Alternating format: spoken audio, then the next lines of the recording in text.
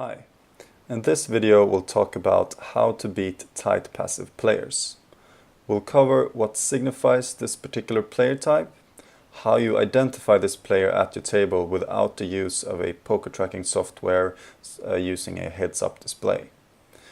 We'll cover how to exploit this player type and some other considerations as well. What signifies a tight passive player? The tightness means that this player plays a narrow range of hands. The weakest hands that a tight player will play usually are suited connecting hands such as 10-9 suited, low suited aces and low pocket pairs. This player is capable of folding his marginal or some of his strong hands to aggression, meaning if the board is scary for his hand, he is definitely capable of folding a top pair, top kicker type hand. The passiveness of this player's style means that he plays all his draws and most of his value hands passively. He wants to get to showdown and he never really bluffs. If he's up against a seemingly aggressive player, these players tend to stick to their passive line and slow play. So if you ever see this player check raise or 3-bet you can be very sure that they have the absolute nuts. How you identify a tight passive player at your table without the use of a heads-up display or other poker tracking software is by getting reads from hands that go to showdown. You look for a strong hand or a draw which this player have played passively. You look for where this player goes for pot control on wet boards with a strong hand. A wet board meaning a board where a lot of draws are out there. You look for a player who plays a low frequency of hands. And last but not least, make sure you take notes on these observations. Now, let's look at an example where we identify a tight passive player at our table.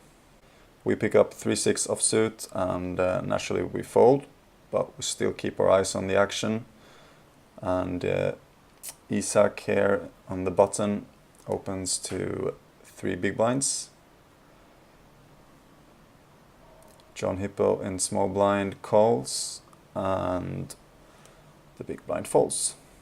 The flop is Jack Deuce 8 rainbow. John Hippo checks and Isak bets about half pot. John Hippo calls quickly. Checks the turn as well to Isak, who also checks. John Hippo checks the river, which is the king of spades, where Isak bets half pot. John Hippo calls and Isak shows king jack of spades.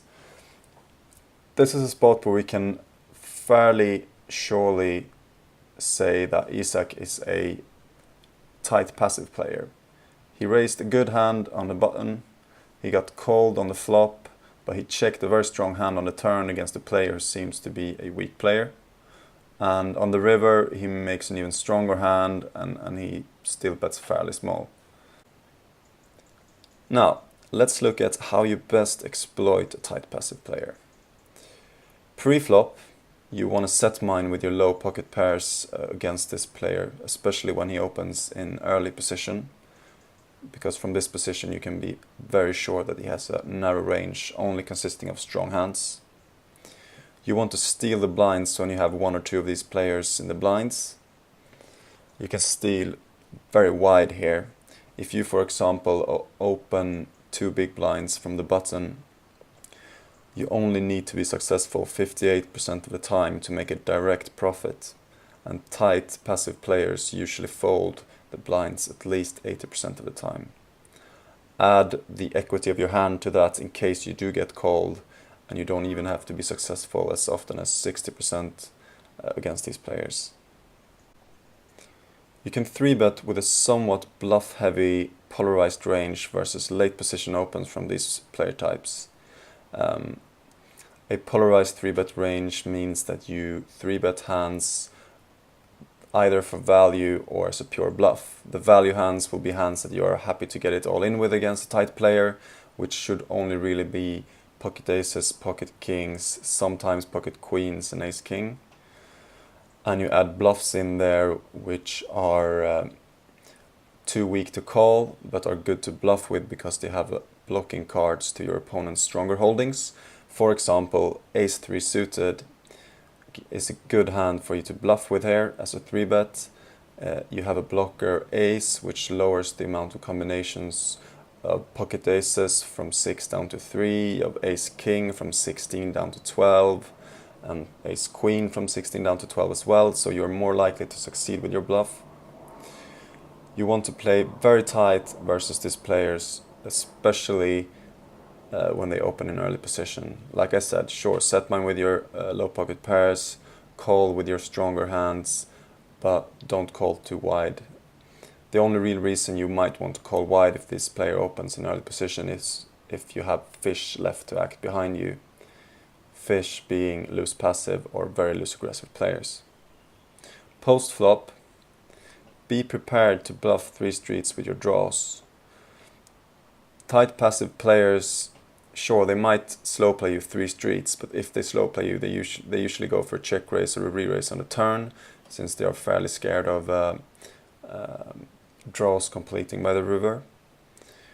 So if you bet 2 streets and you get called, and the river is a good scary card for your opponent that still doesn't complete your flush draw or straight draw, for example an ace or a king, it's very good to bet the 3rd barrel against this player, as they rarely get to showdown without very, very strong hands. If you're shown aggression by this player, you should be very careful and only really call with nut type hands. Now, let's look at an example where this tight passive player, which we identified in the previous hand, gets into a position against another opponent, which is a good example to show you where aggression can exploit this player type. Isak here, who is the tight passive player in question, opens to 2 big blinds from middle position. John Hippo, a loose aggressive player, calls and cutoff, and the rest of the table, including ourselves, fold. The flop is deuce 7-5 with 2 of hearts. We saw Isak continuation bet with a top pair in the previous hand. This time he checks, which means that if we were in John Hippo's shoes, we want to take this opportunity and start bluffing with most part of our range. So John Hippo bets fairly small and Isak calls. The turn is a deuce of clubs pairing the board. Isak checks again and John Hippo makes a big bet. Because we know Isak does not have top pair, we know fairly sure he does not have top pair here. Although the deuce is not a scary card, with a big bet on the turn here, we can expect to fold out most of the hands that he check calls the flop with, which should be a pair of 5s, 2 overcards, for example ace 10 with the ace of hearts he might check call with here. So John Hippo makes a big bet here and Isak folds. Finally, let's look at some other considerations. Players can be tight aggressive pre-flop but tight passive post-flop and vice versa. For example, Isak, who we looked at in these 2 examples, he raised his hands pre-flop, but he played passively post-flop even with some of his stronger hands. Secondly, you want to take note on how tight the player is. Basically, a good thing to do would be to note specific types of hands and how he plays them. In this case, with Isak in the hand where we identify him as a tight passive player, he checks the turn after betting the flop with top pair strong kicker. Great to take note on. Finally, you want to continue to make reads on these players, continue to take notes, as the more reads you'll get, the more reliable they will be. Good luck at the tables. Bye bye.